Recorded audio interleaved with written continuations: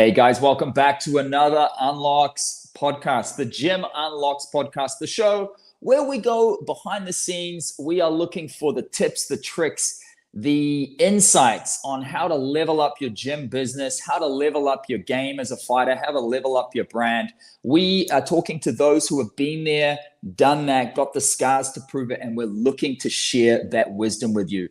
My guest today, he is the man in the center of the One Championship Circle. He is an official One Championship referee and judge. Plus, he's a coach. He's been at STMA Martial Arts, that's Aram's gym in Sydney and Arncliffe for I don't know how long. We're going to find that out from and my special guest today, which we're going to bring on, Elias Dolaptsis, and it's his birthday.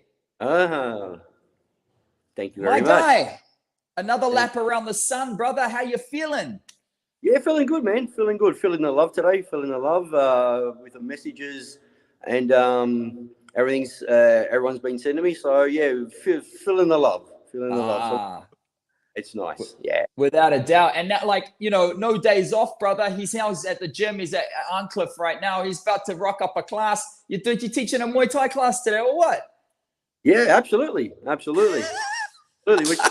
What other ways there to spend your birthday? How many kicks on the bags each side, brother, for your birthday? Oh, geez. It's quite a few this year, man. Well, man, it's a cool opportunity to get to meet you. I've obviously heard so much about you. Thank you, Zlata, for shouting out Elias's birthday.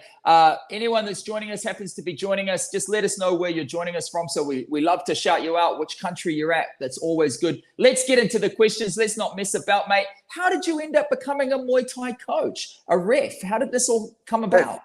Mate, well, look, I started Muay Thai back in '97 at the Taipan gym with Tony Favuzzi, which is quite a few years ago.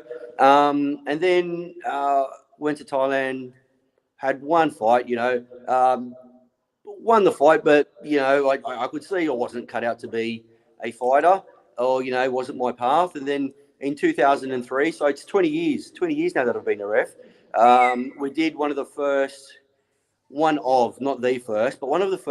Thai shows here in New South Wales, Sydney. And we didn't have a ref. So at the time we were with WMC, and Stephen Fox said, "You're in the ring tonight." And they threw me in, and I guess Stephen was guiding me from outside the ring, which was cool. But I just fell in love with it, man. I was, in there with everyone and not actually getting hurt. I could see everything, I could feel everything, but no pain. So, but it was fun. It was fun, and man, it was just the best seat of the house. It's the best seat of the house. I mean, the thing is, over the years, there's that fun aspect and having the best seat in the house. But I guess along the years, the safety aspect of protecting the fighters, I guess that now is a lot more important than just having fun. Yeah.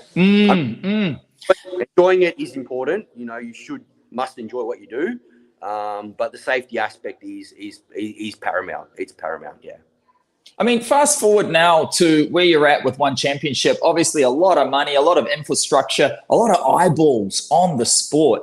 Tell us a little bit, how does One Championship reffing on One Championship differ to reffing on other shows and other platforms you've been on?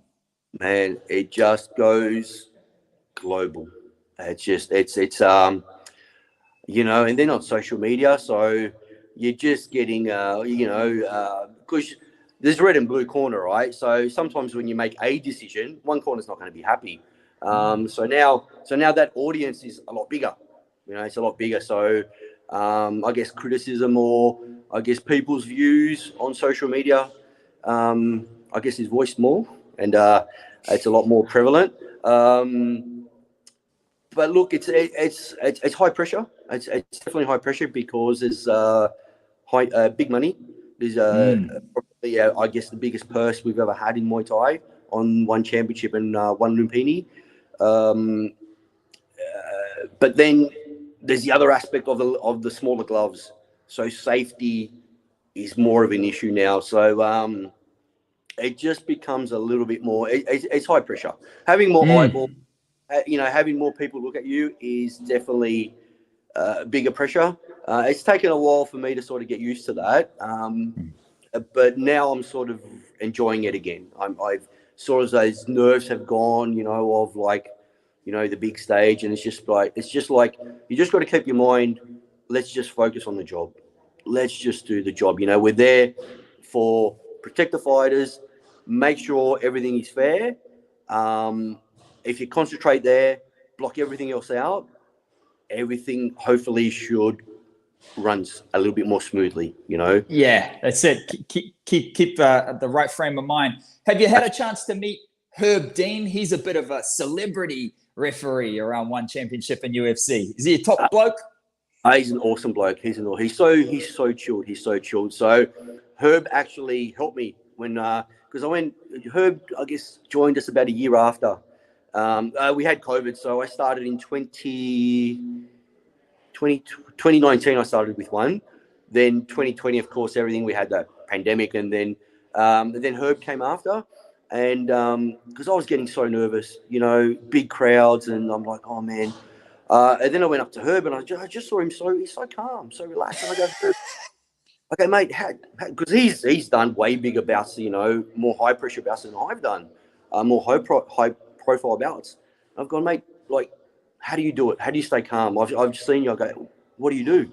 And he's the one who actually told me. He goes, mate, once you get nervous, is that you're making the fight about you. It's you're bringing the attention on yourself. He goes, what you got to do is just follow the fight. Fighter safety. Make sure they're playing fair. As long as you're following them, and focus on the bout. Focus on the bout.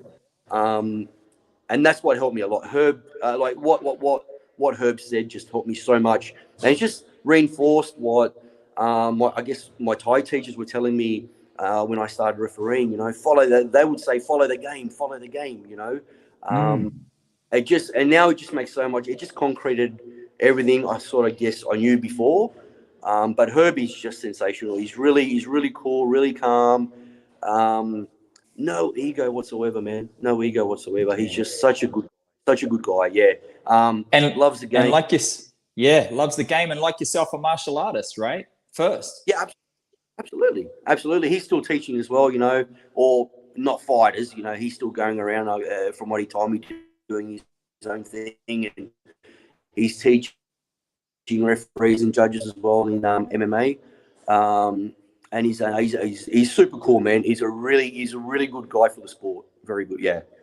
And yeah, beautiful. I guess he's been a great mentor to me as well.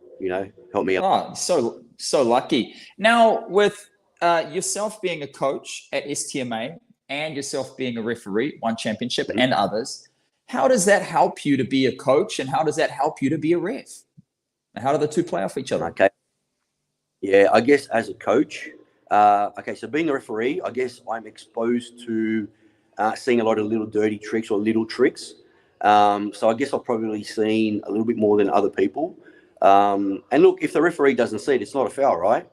So just teaching the guys a few of the tricks that I've seen along the way. But look, just knowing the rules, and especially Muay Thai, it's all about power. No pain, no score. Pretty much is what is Muay Thai, right? In a very simple, I guess, sort of analogy there, yeah.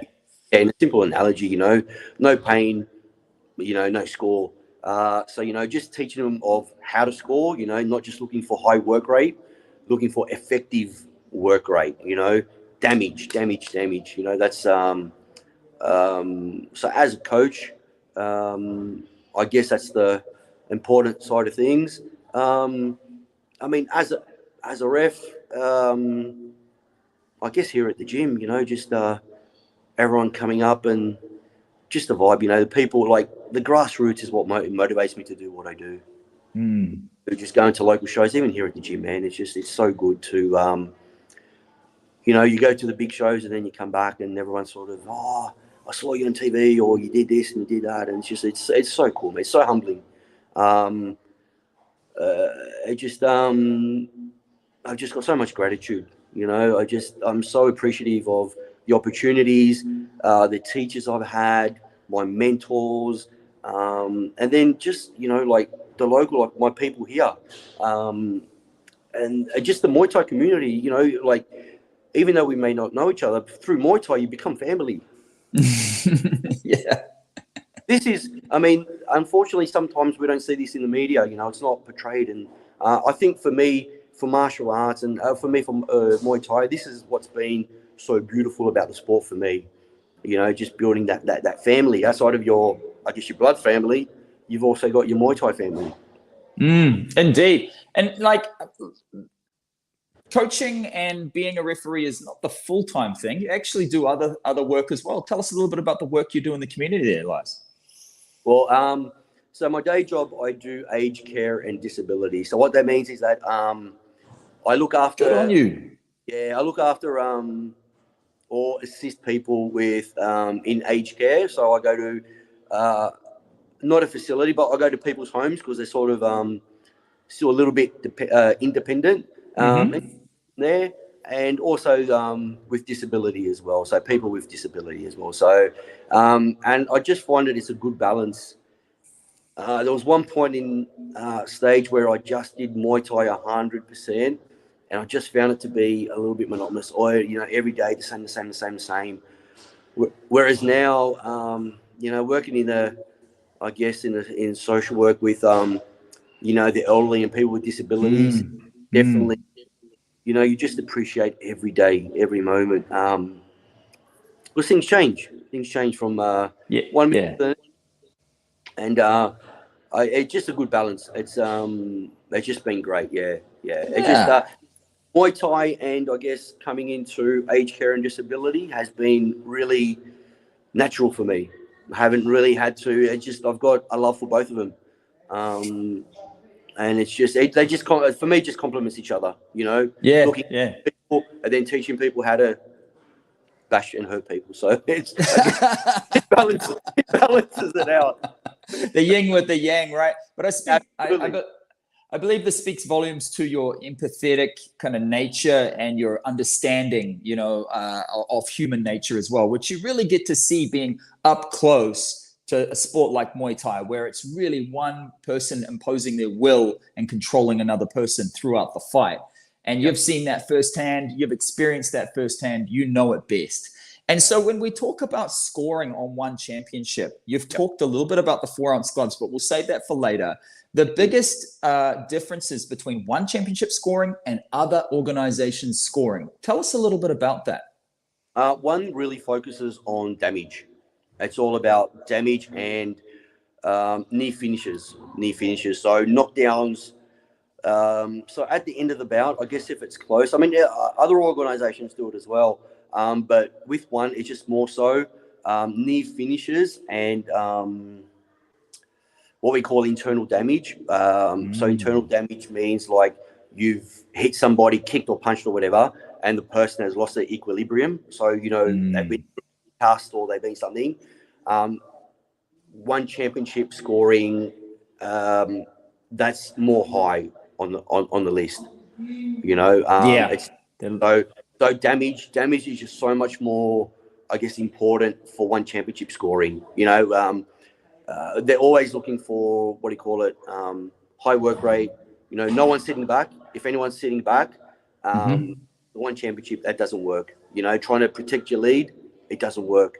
It doesn't work for one championship. Yeah, you got to be active, either for the 3 or the 5 rounds, depending on what you're up against. But yeah, just damage. Damage is just so much, and and like I said, if you've knocked someone down, it's much more higher on the scoring for one. And I guess that's the way they've packaged it in terms of this more entertainment style delivery, sports media and entertainment. It's really, you understand it quickly on the mobile phone. It's hyper exciting for people to get into it, as opposed to more the stadium fights where it's more sort of laid back, the first couple of rounds, and then they get into it. Yeah, I can understand how you know, they've pushed it that way. Talk about the 4-ounce gloves for a second. Obviously, they score massive damage. We're seeing huge knockouts. What's your personal take on the 4-ounce gloves for Muay Thai? Look, well, 4-ounce gloves, before there was always that theory you'd hear, kicks score very high in Muay Thai. Kicks are the most damaging. I mean, I guess the 4-ounce gloves have sort of evened that out now, hasn't it? It's sort of,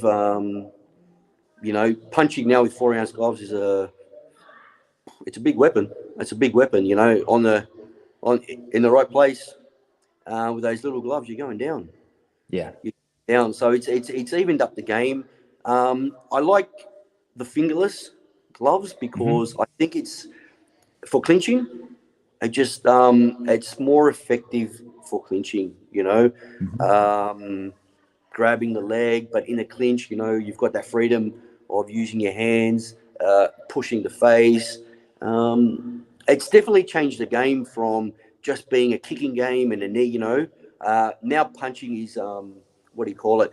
I mean, if Raymond Decker was around today, fighting the ties, so Raymond Decker fought, with I think it's 8 ounce he would have fought in, or 6 or 8 ounce depending on his weight. But imagine Raymond Decker today with those gloves. I think he would have even though he made a lot of impact back then, I think today with those little gloves, Raymond Decker would be he was.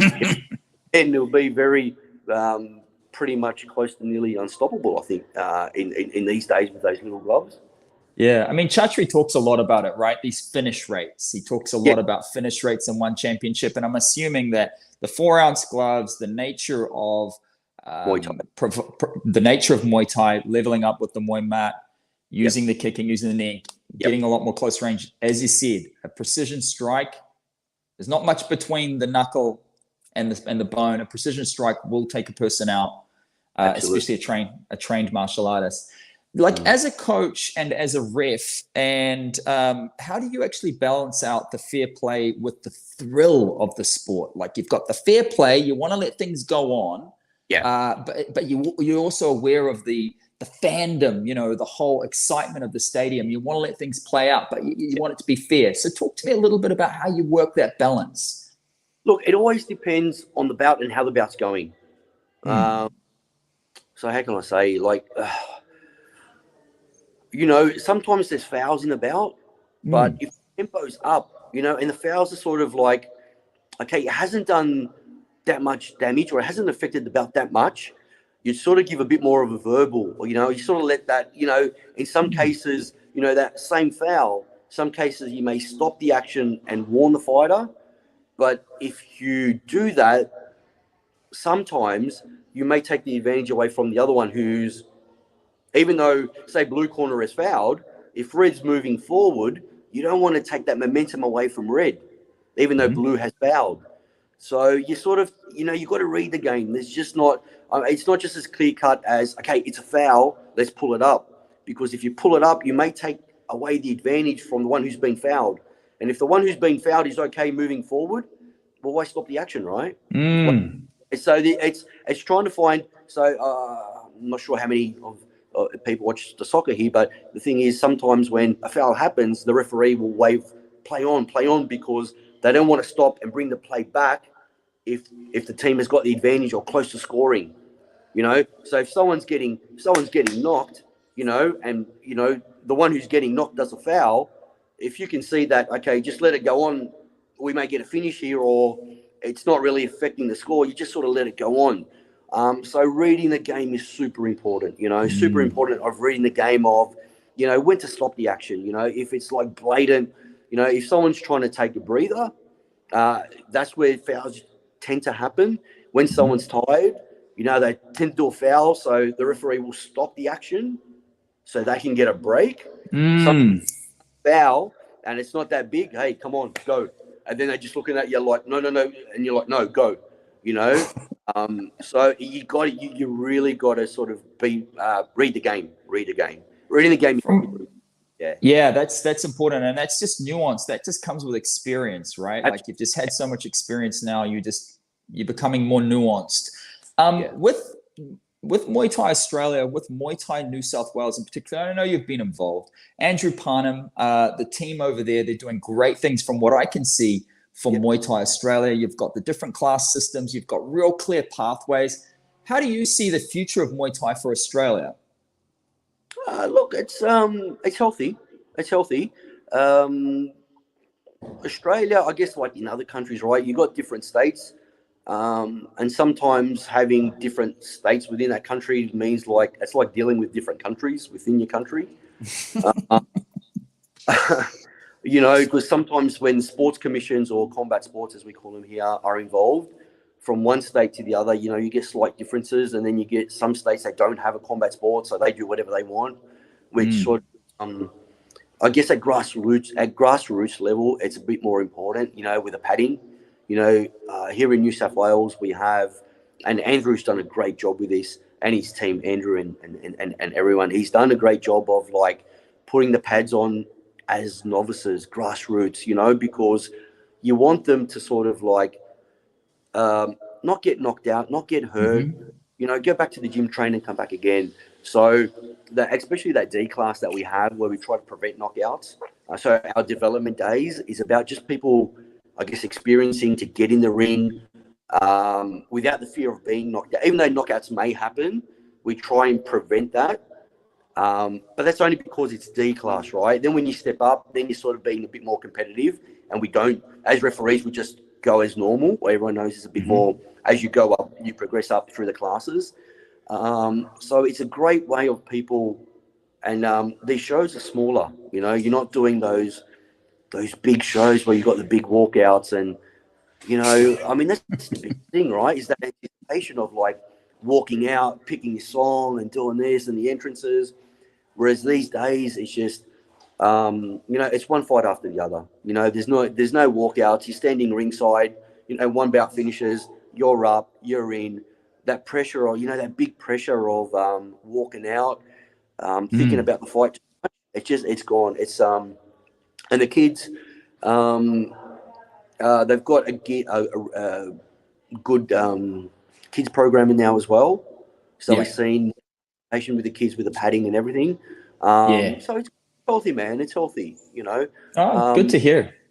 Yeah, coming together. I guess coming together and supporting these initiatives is what's really important, because you can have the best policies, the best everything, but if you haven't got the support, it doesn't mean anything, right? So it's just about getting the support as well of, getting people's mentality that, we don't have to be pads off and, go for it from day one. Yeah. Yeah, no, it's good. Great clear pathway. Some interesting stories from one. Obviously, you've been around the traps now quite a lot. Tell us a couple of funny stories, mate, either athletes or some of the other officials that we know, the boss, Olivia Cost, Herb Dean, you've talked about. Well, what's some of the funny stuff you boys have been up to? What goes on tour stays on tour, right, Clinton? Look, I guess one of the funniest things I guess I've seen on one when Olivia was doing the pat down. So he's patting a male fighter down, and he asked him if he had his groin guard on. So the fighter goes, yeah, and then he pulls his pants down to show Olivia that he's got his groin. So it's very unusual. It's actually quite funny. But look, it's just it really is. From day one that I went, I was welcomed. No ego, no. Everyone is just working, for the company, doing, the best for the athletes, for everything. When you made mistakes, they're just there to be supportive. It's like, okay, we did this. How can we learn and grow? It's always about grow. It wasn't like, hey, you got it wrong. It wasn't like that. Everyone just super cool. I mean, when I went there, Olivier was and still is the man. He's the I think he's the main guy there, and he was just super supportive, man. No ego, no nothing, man. It's just one is just like, it's so good working there. Everyone just supports each other. So you look forward to going out on assignment for one championship, and with that, what's the next assignment for you on one championship? Next assignment is September the 8th at One Lupini. So this year, I guess I'm going to One Lupini more than the normal one shows, because now Herb's in one, so now Olivier, and there's more MMA on the bigger one shows. So Olivier will do we'll do whatever kickboxing and Muay Thai, and then I guess Herb does the bigger MMA bouts, you know, in the share. So I'm, and I don't mind being at Lumpini, man. You know, I was, you know, very long. It was a while ago. I did the Challenger, so the reality show, and we had a manager from Lumpini who, unfortunately, is not with us anymore. He sort of passed on, gone on to heaven and everything. But he's, I sort of asked him, you know, I want to be the first white guy to be at Lumpini, referee Lumpini, and he ignored me. And then I was like, damn, you know. And then I sort of learned how how the big stadiums work, you know, especially with the punters, you know, not wanting different referees just in general, just even within the ties. They don't like, because they know each sort of referee, the punters, the gamblers, and they know, or, you know, sometimes gambling affects that. So there was no way that I would ever, or not just myself, any referee, foreign referee can go to Bangkok stadiums. But one championship has changed that for us. Changed that, yeah. They've made a pathway. They've cleaned it up. You know, like being one of the first white people, you know, Farang, as they say, to be at, especially that first night that we had, the one Lumpini won, man, we were on such a high. We were being at Lumpini. It's just been so good. I think the Lumpini gods been shining on me, and I've got more confident, less nervous following the game, and it's been wonderful, man. I'm just so grateful. One Lumpini, man. Like Lumpini Stadium is like, it's the mecca for Muay Thai. So, you know, to call that my office, wow, it just, man, it's beautiful. It really is beautiful. Yeah. So eloquently put. Advice for fighters. Obviously, we talked about the development in New Zealand, Australia, Muay Thai, where we're from.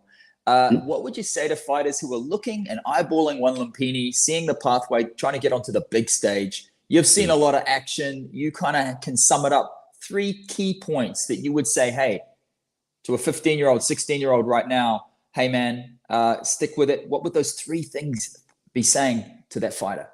3 things. Number 1, listen to your trainer. Listen to your trainer. You know, train where you are. I mean, I guess at the age of 15, you know, or younger, train with your fighter. Train with your listen to your coach. Listen to your coach. Then when you get a little bit old, or even at 15, get yourself to Thailand. One Lumpini is, I guess, is scouting more because now competition in Thailand, Thai or foreigners, man, it's high level. It's high level. Where they're watching, man. That's where they're watching, you know. Get yourself to a gym in Thailand. Train there, fight there, make a name for yourself. And you got to take small shows. The biggest one is you're not going to get to the big stage without doing, you know, your local shows, you know, your grassroots stuff. You know, some fighters, sometimes they think they are deserving to be at these bigger shows and they haven't done, you know, the grassroots or the development stuff. You know, do a lot of like amateur and grassroots stuff, man. It's so important. That's where you're going to get your experience. That's where you're going to, I mean, if you, the Australian lad who's fighting on at one Lumpini, Harrison, man, from a kid, you know, with his trainer, listening to his trainer, going on the local shows, you know, at that Siam Cup, he was always there doing his stuff, and look at him now. You know, he's phenomenal. He's phenomenal. So, I mean, as a youngster, if you're looking at Harrison, man, he's that's the pathway you sort of want to take. But, mate, the grassroots stuff, it's so important. So important. That's where you're going to learn. That's where you're going to learn a lot of stuff. That's where you know, you can't expect to go to because, mate, the big shows, one Lumpini, man, you've got the elite, and they're killers, dude. They're killers.